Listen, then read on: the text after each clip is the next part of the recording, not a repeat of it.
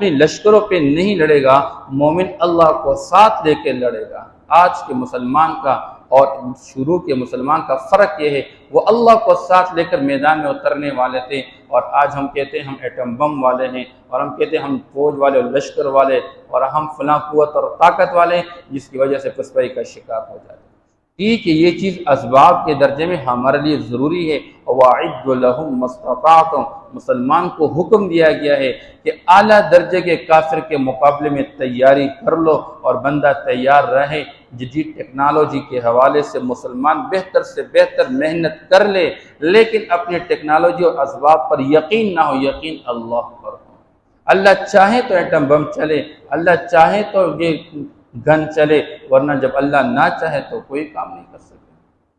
اس لیے فرمایا اللہ کافی ہو گئے۔ وَكَانَ اللَّهُ قَوِيًّا عَزِيزًا، اللہ جل شانہ قوت والے ہیں اور